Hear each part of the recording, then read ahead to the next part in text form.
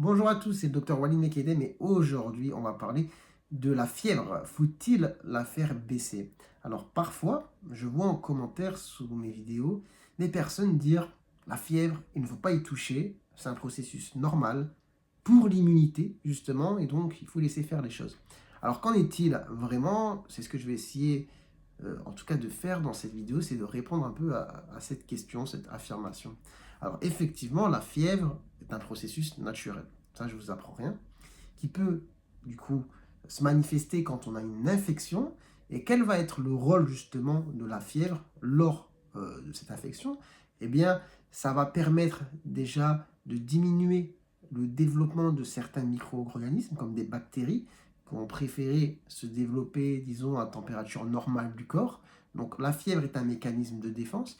Et qui plus est, la fièvre va permettre de stimuler effectivement l'immunité en permettant la production, en augmentant la production, en la stimulant de globules blancs et d'autres substances, de molécules qu'on appelle des cytokines qui ont un rôle dans l'inflammation. Donc effectivement, la fièvre est un processus naturel qui intervient lors d'une infection et qui va avoir un rôle sur l'immunité pour la défense du corps. Mais maintenant, faut-il la faire baisser ou pas?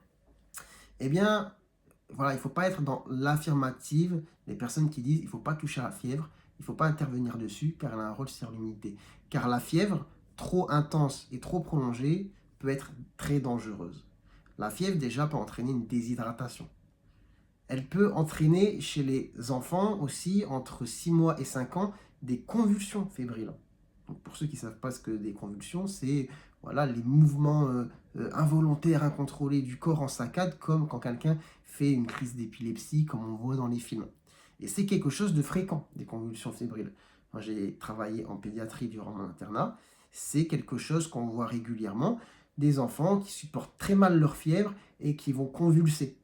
Et les convulsions, surtout si elles durent, eh bien, ce n'est pas bon pour le cerveau. À côté de ça, la fièvre, elle, aussi importante et prolongée, peut entraîner chez certaines personnes une confusion, des hallucinations. Voilà. Et chez certaines autres personnes, elle peut aussi entraîner vraiment des dommages à l'intérieur du corps et amener certaines personnes à aller dans des services à l'hôpital. Donc la fièvre mal supportée, trop intense, mal et prolongée, ce n'est pas bon pour le corps. Donc, faut être dans la nuance un petit peu, s'il vous plaît.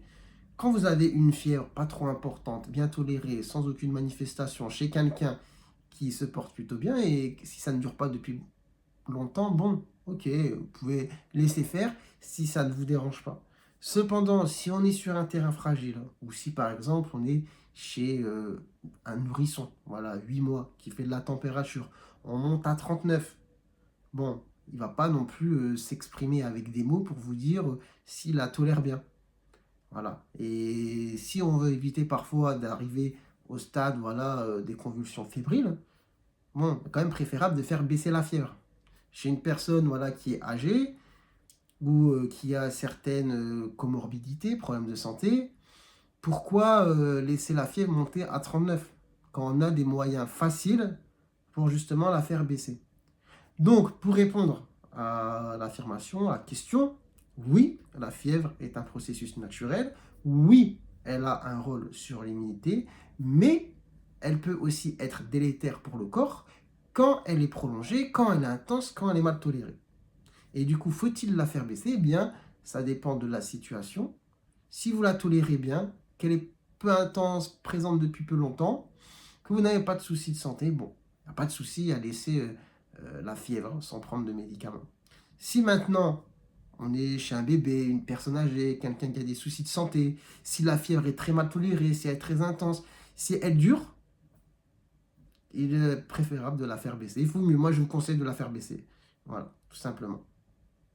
Voilà un petit peu pour répondre à cette question. Et donc j'invite aussi via cette vidéo à la nuance, les gens. Quand je sais que vous avez vos idées, vos avis sur certains sujets, mais pour ne pas induire les gens en erreur, surtout sur des sujets de santé, des sujets médicaux, il ne faut pas arriver et dire c'est comme ça.